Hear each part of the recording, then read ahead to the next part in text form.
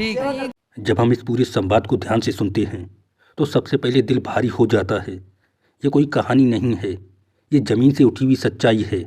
एक स्त्री जो 22 साल से शराबी पति की हिंसा झेल रही है और 2 बेटियां जिनका बचपन डर, गालियों और मारपीट के साए में बीत गया।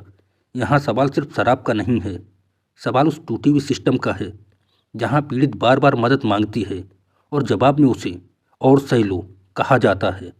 गुरु जी के सामने बैठी ये महिला हार चुकी है। उसके शब्दों में थकान है, डर है और सबसे खतरनाक बात निराशा है।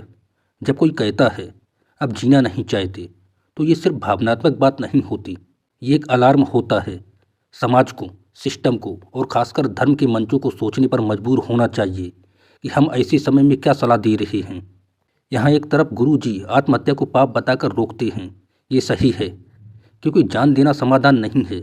लेकिन दूसरी तरफ जब समाधान के नाम पर थोड़ा और सह लो, बच्चियों की शादी कर दो या शराबी लातों से मानते हैं जैसी बातें आती हैं तो सवाल उठता है, क्या हिंसा का जवाब हिंसा है?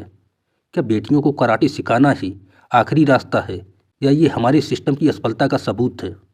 सबसे डरावनी बात यह है कि पुलिस, थाना, वकील सब आजमाने के बाद भी पीड़ित खाली हाथ है। इसका मतलब ये व्यक्ति नहीं बल्कि पूरी व्यवस्था फेल हुई है। और जब व्यवस्था फेल होती है तब लोग धर्म की चौखट पर आते हैं। लेकिन धर्म अगर सिर्फ सहने की ताकत दे, रास्ता ना दिखाए तो वो भी अधूरा है। बेटियों का पक्ष और भी दर्दनाक है। 17-18 साल से मार खा रही बच्चियां जो कहती हैं कि घर में खाना तक नहीं बना पाती, बाथरूम तक जाने से डरती हैं।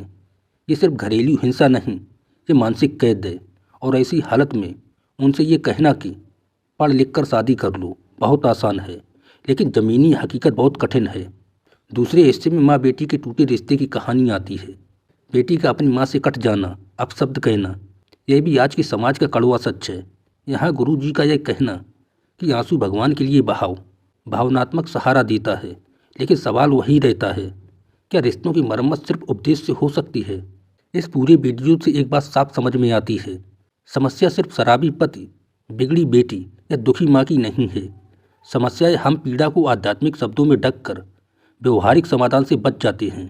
भक्ति ताकत देती है, लेकिन साथ में कानून, सुरक्षा और ठोस सामाजिक समर्थन भी उतना ही जरूरी है।